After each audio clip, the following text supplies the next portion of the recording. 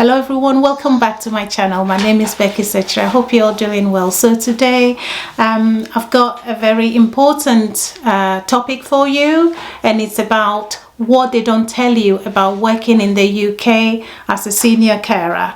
There are a lot of good employers out there, but at the same time, unfortunately, there are quite a few that I would say do not treat their staff very well. So it's important for you to listen to this information, and I hope that would help you when you're planning your future here in the UK. Anyway, so if you want to know more, can you join us and listen to the end?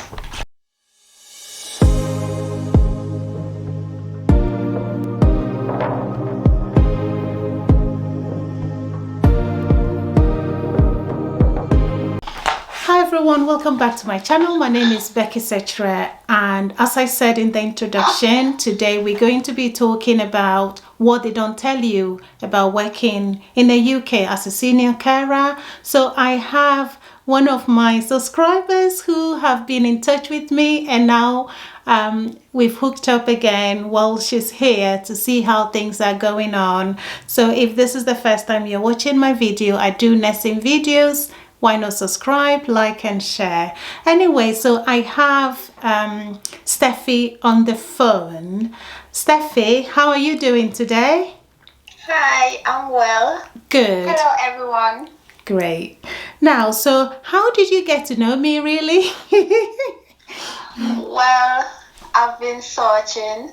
Yeah. I met your video on YouTube and I subscribed, and then that was it. I started commenting, asking for your help. You guided me. I followed all your steps, and that got me to the UK. Oh, that's great to hear. Anyway, you're welcome. But how long have you been in the UK so far? I've been here 6 months so far, from the end of December until present. Okay, so you must have arrived in the winter. Very cold, isn't it? Very cold. Oh, I'm so sorry. Sometimes you can't, there's nothing you can do about it, isn't it? I didn't expect that cold. You didn't? Nah. Oh, so where you came from, do you have winter at all? No, it's just like summer. Summer every time. Sun and rain. Oh, how beautiful. Anyway, so you've arrived about 6 months ago, and how has it been for you since your arrival until now with the work environment and the work itself? It wasn't what I expected. Okay. It's not good at all. Okay. Can you tell us a bit more about your experience? Okay, well, I started in January, the second week in January, because of isolation. Yeah. I've never been presented with a contract, so my thoughts was like the offer letter is probably the contract. When I started working, it was just like all of the carers, because mind you, I came as a senior and not a carer. Yeah. The carers, they didn't know that the company would be bringing immigrants to their country and to their job, so it was rather a surprise and a shock. Okay. From the day I started working, I realized that was it was a hostile and terrible environment. Oh. I was bullied a lot. I was discriminated a lot, threatened. There's times that, well, since I started working there, I cried every single day. I'm so sorry. I cried before going to work. I cried coming back from work. Sometimes I couldn't hold my tears. I had to run into the bathroom to cry. Oh. My manager, when I just arrived, they said, "Oh, I know you're from abroad and you're not used to this country. So anything at all, come to us. Any reports, come to us. Any complaints, come to us. I was here as a senior. When I received my offer letter, it said that I'll be working for 42 hours. Okay. The interviewer, she asked if I wanted to work day or nights, or I can do both.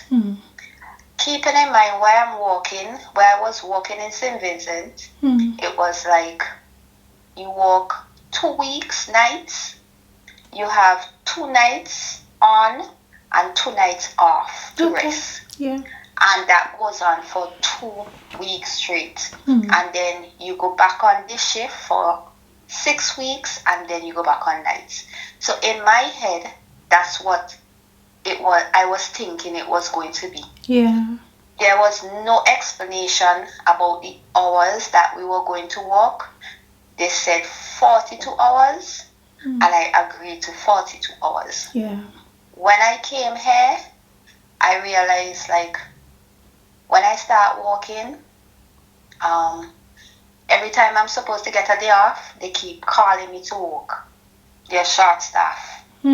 After a month, I was approached with a letter, a note. It says to opt out of your normal or your regular hours. I didn't get a chance to read it because the assistant manager, when she brought it to me, she was like, you need to sign this quickly so that we can ensure that you get your overtime hours. Okay. I never agreed to work any 14-hour shift. When I got here, I was shocked that I was supposed to work 14-hour shift. I was handed a schedule for my working hours, which came up to 42 hours. But that wasn't what was being given to me. That wasn't what they were following, if you understand what I'm saying. Yeah. So, coming back to January, I noticed like the carers was really mean, really harsh. The managers told us if we need any assistance, ask the carers, they would guide you. Yeah. When you're new, you're supposed to shadow a senior. I was not given that opportunity. I was working with carers. If you ask them for assistance, they'll be like, aren't you a carer? Aren't you a senior carer? And they would be so harsh and so mean and everything. I realized like only the immigrants are working 14-hour shift. If you say like you don't want an extra shift, you're being threatened to go back home. Oh, really? You're being threatened that they would put you on a plane and send you back because you're here to work. No one cares if you're tired. No. That was one of their exact words. No one cares if you're tired. Really? After I realized the second month, they keep giving me 14-hour shift. I'm like, but I didn't sign up for all these 14-hour shifts. Yeah. Then we were told, no, you have signed the opt-out letter. But I said I did not sign that opt-out letter thinking that I was going to. I couldn't even read it because I was rushed to sign it. Yeah. So basically, I was tricked into signing the letter. Yeah. I am supposed to get, if I work this weekend off, I'll get the next weekend off. Which means you'll work 2 weekends, 14 hours, and then you'll be off for 2 weekends. Yeah. That's not the case. They're going to call you. Whenever. There's times when I'm on my day off, even though I'm working, like I've worked 14 hours, off for 14 hours, I'll have a day off. Let's say today. They're going to come to my house to pick me up, and they'll hide their vehicle and walk in so that we can't see their vehicle. And it's not like you have an option. They're telling you, I'll wait on you. That's not right. So, and then knowing that the other 3 days or 4 days ahead are 14-hour shift. Coming back to the carers, oh my God. Many times these people made me cry. Oh. It was really bad. Their attitude, you're being bullied constantly. They'll walk off of the unit and go for like, you're allowed 20 minutes break in the morning, an hour for lunch, 20 minutes in the afternoon once you're doing 14-hour shift.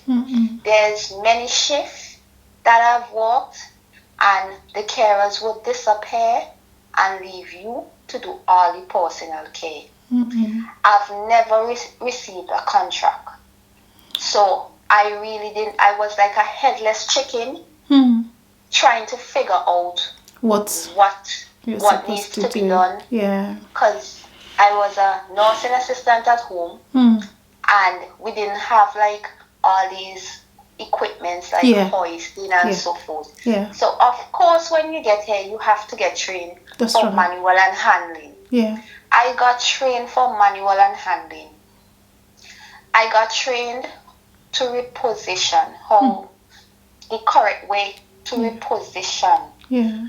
When I correct them, like, no, you can't use the sheet to reposition. You're going to hurt the resident. No. One of them was like, oh, I'm old enough to be your grandmother. I'm old enough to be your mother. You don't tell me what to do. Oh. There's one resident, he is paralyzed from like his shoulder to his feet. So basically, if you take him out of bed, you'll need a hoist. Yeah. I said, can I go for the hoist to move him? Because I don't feel comfortable, and this guy is a big guy. Yeah. I don't feel comfortable moving him. She started getting upset or whatever. I held him. She told me to hold him under his arm and do what I'm told. That's not right. So both of us hold him at the opposite, at each arm. Yeah. And we had to take him out of the bed and move him to the chair. And his legs were dragging on the floor. And you can see the discomfort and the pain in his face. Yeah. There's times when you're supposed to sign, like there's a sheet, a daily report sheet, to sign like every reposition you do. If the managers also know that there's only 2 carers on a unit with 30 plus residents, they can't expect us to reposition all these people on time. Yeah. It's just not right. And they would like, sometimes I'll go and look on the chart, I'm going to document something on the chart, and I'll see reposition done and my name there. When you haven't done it. Did that. Yeah. And they're like, if you don't say anything, nobody would know. No way. There's many times I complain to the managers, Sometime in April or March, they had a meeting with all the immigrants. Okay. So we're hoping like they're going to come and like talk about our complaints and whatever, so that they can go and have a meeting with their carers to be like more polite and so. That wasn't happening. In the meeting, we were told, we know what is happening and we're working on it. Since I've been there, nothing is being worked on. nothing was worked on. There's so many bad experiences. Yeah. They talk to you. Recently, I came to work and I was in a good mood, but I tried to be professional. Yeah. And one of the carers, she was like, "What's wrong? Are you okay?" I'm like, "I'm okay." Yeah. Like 15 minutes after she came back and she was like, "You seem rude and grumpy." I said, Okay. "What's your definition of rude?" That's right. She was like, "You don't seem bubbly." I said, "That's not the definition of rude. Yeah. That's not in the Oxford Dictionary." That's right. After that, I was told, the B word, I'll slap you, I'll smack you What? in your face. Your colleague? Get the F out of my face. Go back where your black A came from. Oh, wow. That's unacceptable. It was terrible. Yeah. I realized, like, the carers, they are locals. So what they're basically doing is trying to set you up to make you look incompetent and you don't know what you're doing. That's right. There's many occasions that it's impossible for a carer and a senior carer to be on a unit for 14 hours and you're not communicating. That's not right. Their communication means talk to them about your personal life. That's their communication. Their communication is not about the residents or anything. Yeah. You need to sit and discuss your personal life with them. Are you married? Did you have a miscarriage? Do you have kids? How is your relationship with your boyfriend? That's their communication. That's a no for me because my private life should not be on my job. That's one thing we were taught while I was home. There's many instances where I've complained to managers. I've complained. Your managers, they are forcing you. They're like, okay, once the carers, even though they're mean to you, you be nice. I went through depression here that I had to call a GP.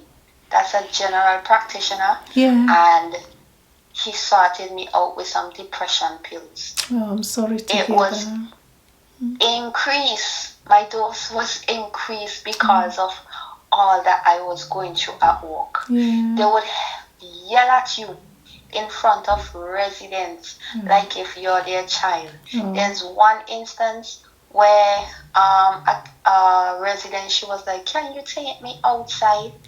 I realized that was a bit ending to the shift, and around that time it gets a little busy. So I was just about to tell her we're a bit busy at the moment, so maybe another time. And she was like, every time I ask a carer or a staff to take me outside, I'm not. They're always too busy. And since I got here, I've never went outside. So I said, okay, let me help you into the wheelchair, but mind you, I can't stay outside for too long. I could only be like 5 minutes or less because I don't want the carers to get upset at me. I took her outside. I was smart enough to go into the staff room and tell them, well, I'm going to take this resident outside. When I went outside, by the time, because I wanted to make sure that I communicated with the carers, I went to them and I was like, I'm going to quickly take this resident outside. It won't be even 5 minutes. There's a particular carer, she's always mean. So she was like, oh, you can't take the residents out at this time. I said, sweetheart, I called her by her name, but I said, it would only be 5 minutes. I won't be long. And she started arguing. I asked to be excused and I went outside. Yeah. When I went outside, we went into the garden. And as soon as I was going to turn to come back, I heard her. But before I went outside, well, when we just was about to reach to the garden, like outside of the garden, I saw that same carer going onto a different unit. And in my head, I'm like, she's going to tell her other friends or whatever. Yeah. Then I saw all the other carers came out and they were watching me. Then she, while coming back in now, she was like, oh, you need to bring such and such back in now. And she called the assistant manager's name and said that she said to get in now. So I said, that's what we're about to do. We're coming in. Yeah. So when she walked off, the resident was like pointing at her and like smiling and laughing. So both of us started to laugh. She turned around and came back at us. Oh, it's not funny. It's not funny at all. Who do you think you are? Why are you laughing? And she started. So then after she walked off and the resident was like, is she your manager? Because the way how she sounded and acted, you would have sworn that was the manager. Well, I told her, no, she's not the manager, she's a carer. She said, and she's so rude and disrespectful, and not only you did she disrespected, but she also disrespected me as well. So you need to report that. I went and I got the assistant manager and I reported. She said that was not what the carer said, approached her and said. So I'm saying now, I'm explaining, and she gave me a different story. Like the carer said that I just walked off of the unit and went put the resident into the wheelchair, and the way how she explained it was totally different. There's another time, because gossiping is a big thing in that building. And when you're from outside, you don't come and just join and start gossiping with people. You don't know them. And gossiping isn't my thing either. And they're always like gossiping about each other. There's one time I went into a resident's room. We were hoisting the resident, and I really didn't like pick up that there was a environment, right? Between the carers on the unit. So I went inside, and while doing that, the guy was a really big guy. So we had to get 2 other carers to assist us. But one of the carers, she didn't want to come. While we're in there, and we already did the personal care for the resident now, the carer was like, start gossiping about the other carer on the unit. I called her into the bathroom to excuse us from the resident. And I said, let's just try to be positive and work. Don't study those persons who are trying to kill your spirit or kill your vibes or give you attitude. Let's just try to come to work, do our work, and go home. Like, she said, okay. And then after we finished with the resident, she left, and I saw her hustling down the hallway. And I shouted, like, called her name, and I said, what's wrong? Where are you going? She said she'll be right back. I said, okay, no problem. 5 minutes after, the assistant manager came for me. We went into the room. When we went into the room, it was, what did you tell this? What happened to such and such, which is the carer? And she was laughing. So I'm like, huh? So I start explaining what just happened and what I told her. She was like, that's why you have to take two sides of the story. Yeah. Because she came and what she said wasn't what you just said. Yeah. And she was like, she said that you were shouting at her and you were harsh and you were telling her some things. I said, Lord Jesus, what? So the assistant manager, she told me to forget about that. So we left, we went downstairs. My conscience wasn't allowing me. I went back to the assistant manager and I was like, can we have a conversation? And with the same carer, she said, okay, no problem. We went into the room. I said to her, I'm already having a hard time here at work with the carers. If you go and say, discuss what you discuss with the assistant manager to the other carers, it's going to be even harder with me. And what you say is not true. It's really not true. And I explained myself and explained what transpired. And then she was like, oh, sorry, I didn't know, like, that's what you said. I'm like, but I spoke standard English. And you said, okay. So then she's trying to, like, change her, what she was saying or whatever, and try to take out herself. And the assistant manager was like, no, that wasn't what you told me. That wasn't what you told me at all. You said this, and you said she was being harsh and rude and whatever. I said that what I called you aside and I told you to be positive. Let's just do our work and go home and forget about the hostile environment that your co-workers was trying to make create a big issue. Yeah. When she realized the assistant manager was like finding her out in lies, she got up, she slammed the door, and she left. I told the assistant manager, I said, thank you for your time, because at least she could see that this girl just lied on me. So after I realized, like, what the carers are doing now, they need a pack, and even if you communicate with them, they're still going and reporting you to say that you're not communicating at all.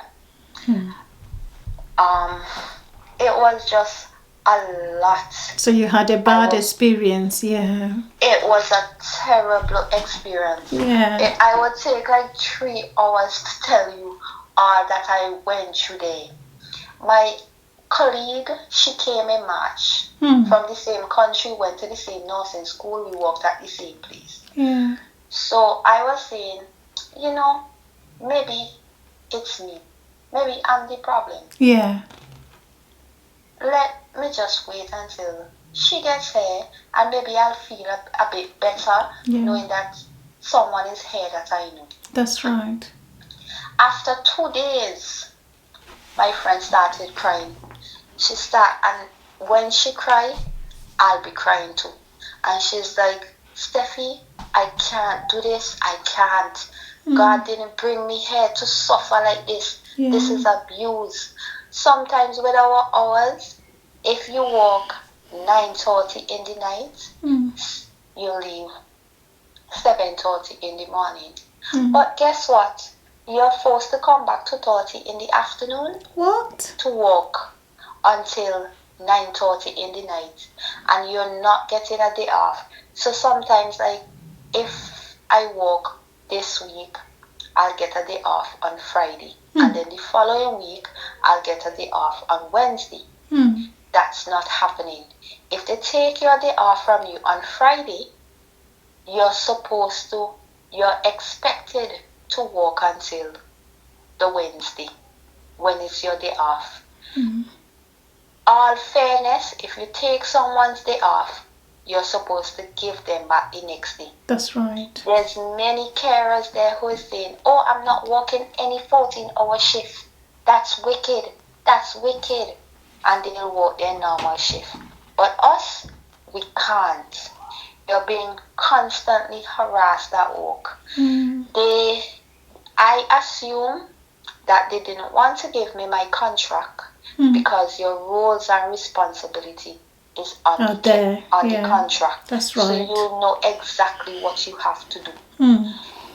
They said that they're paying me 10.10 an hour to be a senior carer. Yeah. But yet, I've never worked as a senior carer. I was only doing carer's job. Carer's duty. Carer's duty. And I find that it was very unfair. When my friend, she started telling them, because they brought the same letter, the opt-out letter, for her to sign. Yeah. She said that she's not signing this. Yes. Which I understand, because you literally can't. Oh, okay. I'm back on now. Yeah. So she said, like, when they brought the opt-out paper for her, the second time, she said, I'm not going to sign this. Yeah. They were like, everybody is supposed to sign this paper. She said, I agreed on working 42 hours and I would like to work 42 hours. Yeah. I am not willing to do any extra shift. One day, they went to her and they were like, you're not happy here. And she said, no, I'm not happy. Yeah. The treatment that I'm getting, I'm not happy. Yeah. Or do you want to go back home? We paid a lot of money, which that is what they constantly tell us. They paid a lot of money to get us here. Do you want to go back home? We can put you on a plane to go back home. And we see it as a threat. Yeah. If we don't do what you're telling us to do, or forcing us to do, yeah, you're going to put us on a plane to send us back home. Yeah. So she was like, no, I'm not doing this. Then when they asked her, oh, are you looking for another job? She said, I am looking into it. Yeah. Even if someone is looking for another job, I think what should happen is once that person gets an offer letter and the process of updating their visa begins, then they'll give their current job a notice. 4 weeks notice. Yeah. However, after hearing that, they came to my door. Did you know that she has an interview with another company? I said, no, I did not know that. I don't know that. So they're like asking me, so what's your plans? I said, well, I'm staying and I'm looking for places to rent. She said, okay. The next day, after my friend told them that she's looking into another job, they served her with a dismissal notice. Oh, wow. Okay. Well, after all that I've been through, I was emotionally distressed. Yeah. I was bullied by staff, including giving me a heavier workload. Yeah. Every day, every shift, I was forced to take out the bins, take out the garbage, or the trash, because that's not their job. They don't do laundry. They don't put their hands in the dirty billing. That's my job. They would prefer dishing out meals, and even if it's me alone, I'll be forced to do 40 take meals to and from each resident room. Yeah. And I am still expecting to feed all the residents that's on the room. Even if there's 3, I have to do that.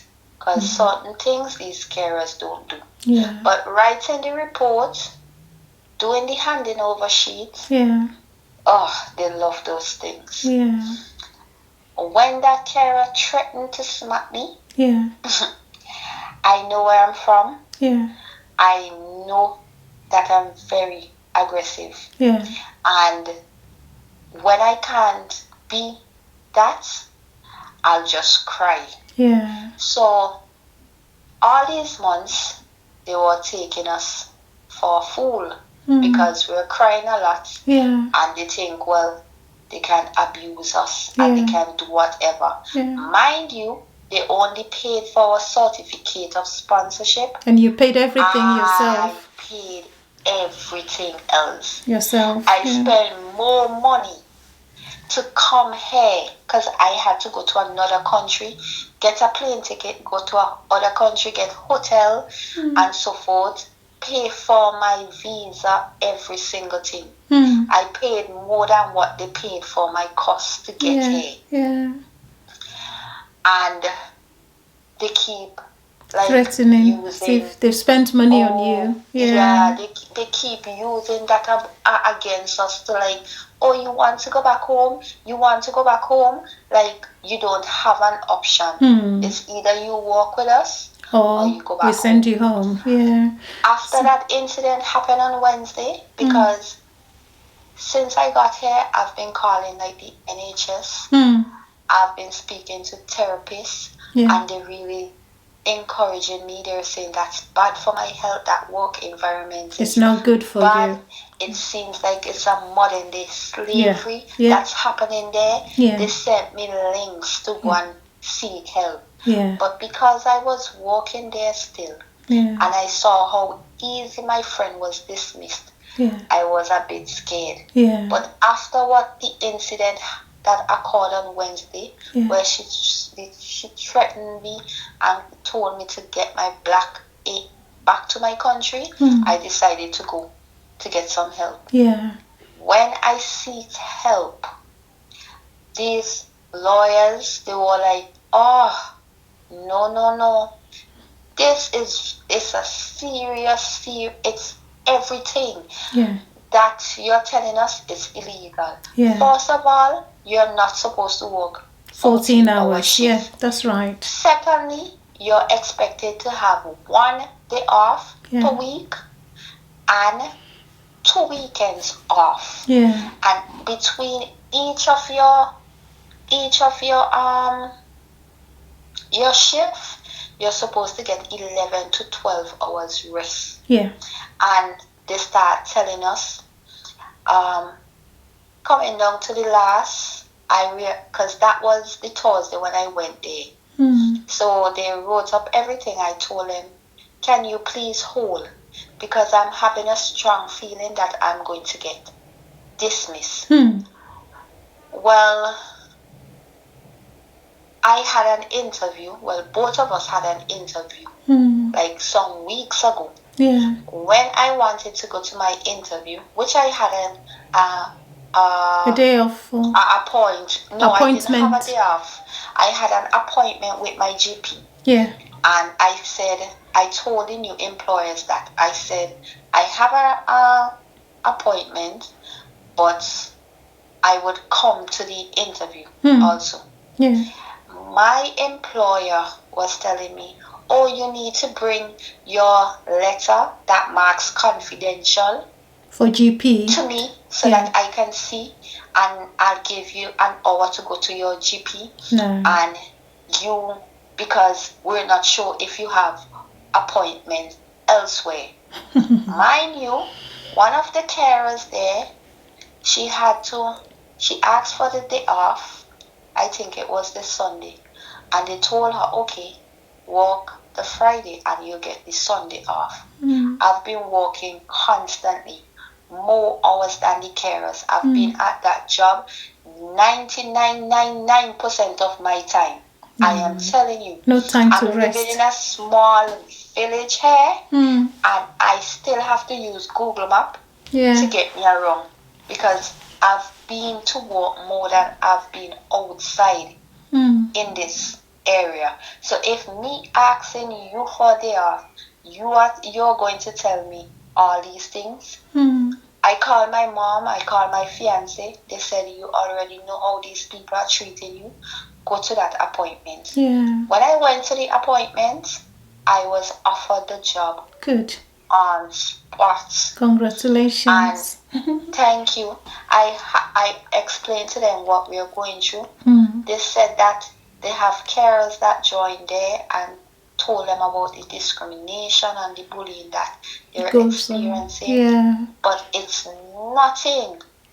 They said this is the worst case they've ever heard. Yeah. Everyone that hears us saying this is the worst case, this is the worst that they've ever heard of discrimination and bullying. Myself. Yeah. They're saying that this is modern slavery. That's right. So I went to my interview. So I knew that I have something.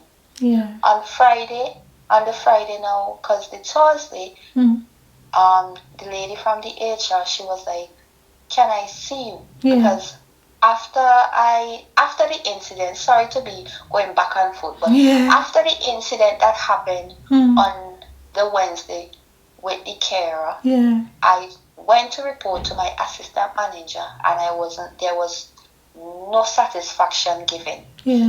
I said, for my own peace of mind and for my mental health, let me take the afternoon off and I shall go home. The next day, well, when I got home, I immediately texted the HR. I said I just left work because of all the bullying and harassment that is happening, and I can't take it anymore. Yeah. She did not reply or anything. The Thursday, I called in and I went ahead to see the lawyers. Yeah.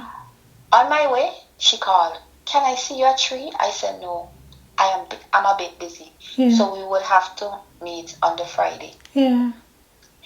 Rightfully, when these things happen at work, you're supposed to, your manager, your line manager is supposed to like bring to the both parties and hear each other's side. Yeah. On Friday when they came, I recorded the conversation. Yeah. And, I told them what was happening.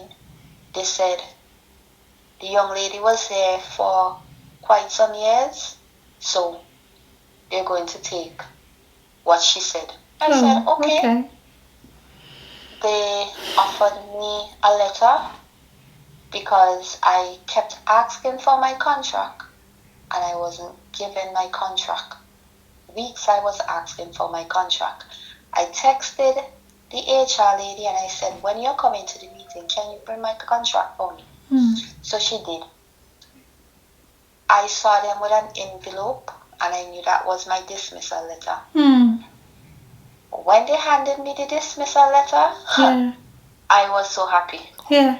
I said, thank you very much, because it seems like they expected me to cry. And cry. Yeah. Oh, I don't want to go home. Yeah. I don't want to go back home. I was so happy. When I was about to sign my contract, they were like, you don't have to sign it if you don't want to sign it. I said, that's my legal right. Yeah, that's I am going to sign it. Yeah. And I signed my paper and I left. Yeah. While I was leaving, I said, not that I have to tell you, but you'll be expecting my lawyers to contact you. That's right. They stood there looking at each other. They were shook. Yes. I wasn't receiving my certificates because I did the training online. Yeah. And I kept asking for my certificates and I wasn't receiving my certificates. Yeah. So the lawyer sent a letter to them demanding that I got my certificates. Good. By the next day, I got my certificates. Great. Yesterday, when we went to the same lawyers, I took my friend there. They said, this letter that you received, this is dismissal letter. It's a personal letter. It's not a professional letter. Yeah. This is out of anger. The way how it was written and worded, it's out of anger. And it's not professional. They're taking out her first year of cost payments out of her salary, and they're going to challenge that because they're saying that that's not supposed to happen. Yeah. They contacted them yesterday and they told her that my friend needed her certificate also and her contract. In 10 minutes They've sent it along. Good job. So It's like Yeah. they need like a lawyer. Even when my shoulder was injured because I was so overworked. This is when I knew that there was biasness in this building. I injured my shoulder on a 14-hour shift. I begged to sign the injury form. I wasn't given it. The Sunday, I was told to come back to work. With your injury? I was there in pain all day. Keep asking for this form. My manager checked my shoulder. She saw it was bruised and everything. I had to ask roommates to help me dress to get to work because I could not use my left hand, my left arm, because my shoulder was so bad because of the hoist. I was so tired, and the cupboard was packed with wheelchairs, hoists, Sarah Steady, and so forth. They told me how to make everything fit by opening the hoist leg, putting in the Sarah Steady, then open the Sarah Steady's leg, and then put in the standing aid in between. Yeah. While I was doing that, I don't know, my leg slipped, and the hoist just pushed me like across, and I hit my shoulder on the hoist battery that was on the wall, and that's a big heavy battery. And I fell back on the wheelchair. Oh no. This Sunday when I came to work, I was in pain. They gave me ibuprofen gel to use. It wasn't working. The GP checked my shoulder. He advised that they send me to the A&E. Nothing. In the afternoon, I called the GP in our area, and they were saying that, they are filled and I need to go to A&E. Yeah. But after they contacted me and told me to come in, when I went in, before I left, I asked if I can get a ride. Everyone was in that room, and no one assisted me with a ride.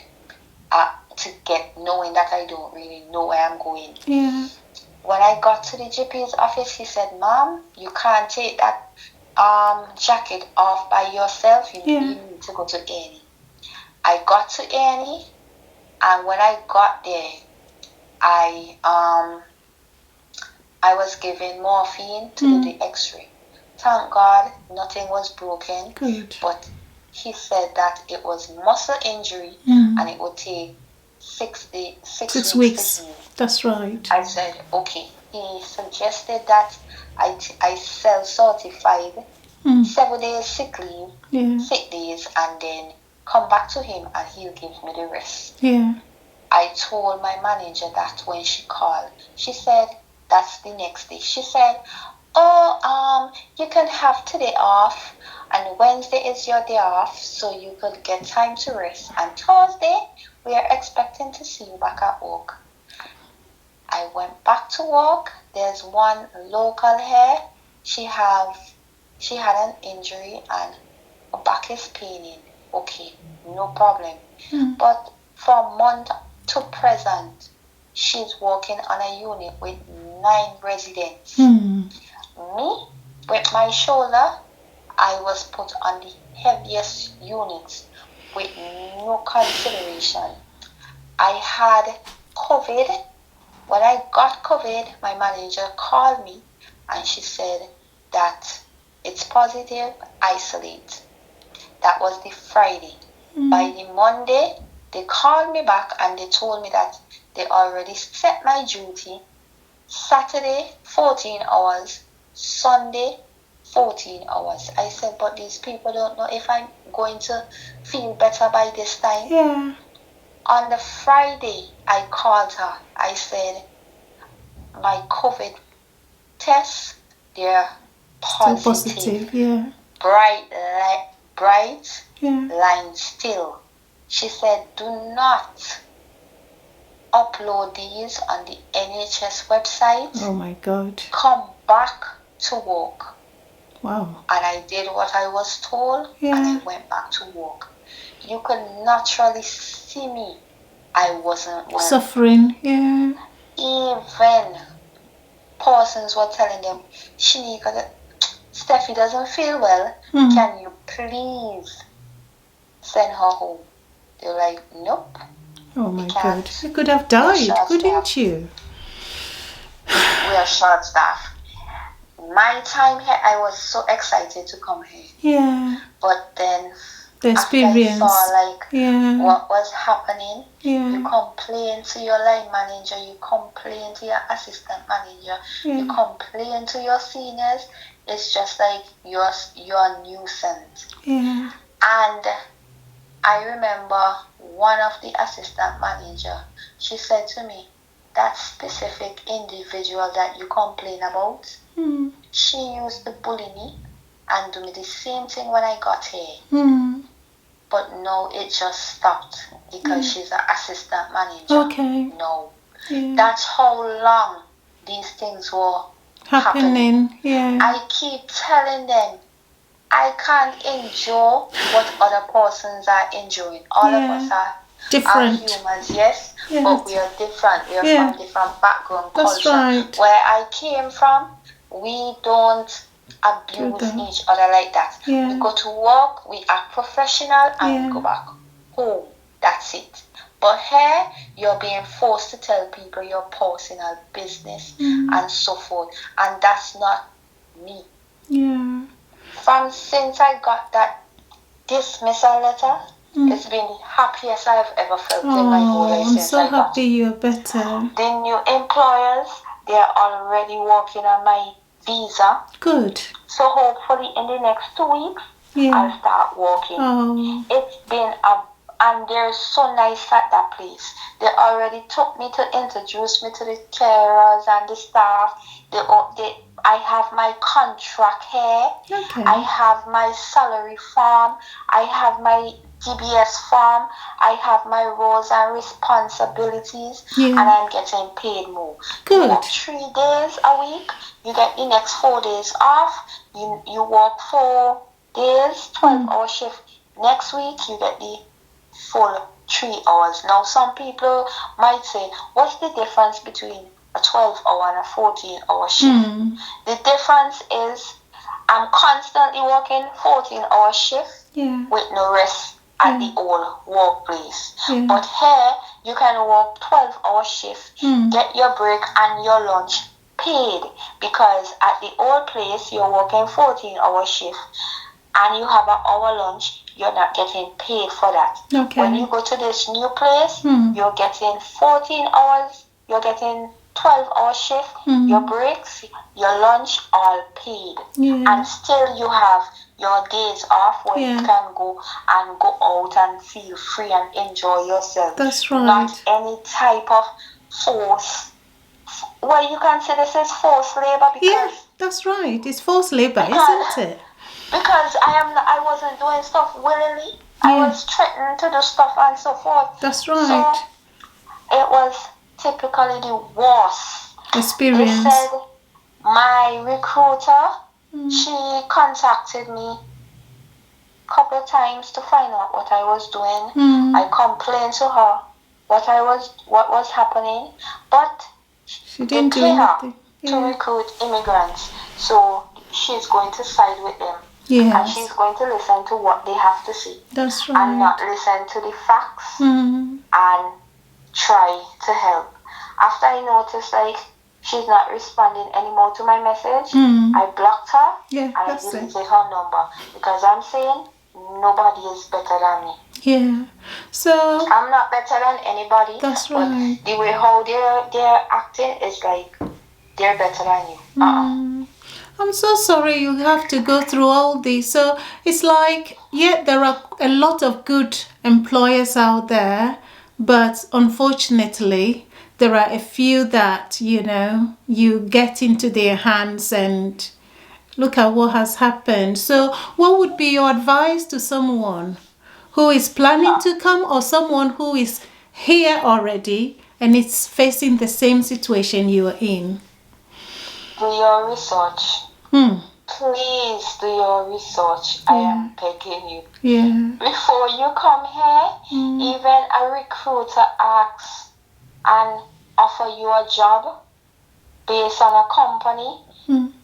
do your research on that company. Yes. Look at their reviews. Yeah. Sometimes even most care homes, they have Facebook. Mm. Look on the comments Yeah. of the residents' family Yeah. and see what is happening. Their staff. Because on many occasions, relatives would comment under their page, the Facebook page, photo, and they'll say, "Oh, this is the worst. That's not my mother's clothing. Why are you treating my mother like that?" Research the company. Okay. There's modern technology. Use Google. Yeah. Use anything you can to research. Yeah. And make sure you sign your contract. Yeah. And read it before you start. Ask for your contract. Yeah. When they ask about extra hours, make up your mind if you're going to do the extra hours or not. Yeah. Read everything. Don't be like me, who was rushed into to signing, and then it turned out that I just signed my life out. That's right. What about if somebody is here and they are in your situation and they don't know what to do? What would be your advice? I would advise them to go to New Roots, or call New Roots Integration. These people are immigration advisors and lawyers. Okay. They're there to help with these kind of cases. They will refer you to your to a law firm that's in your area. Okay. Call the ACOS line. Go to government.uk and you will see the different type of bullying, discrimination and harassment.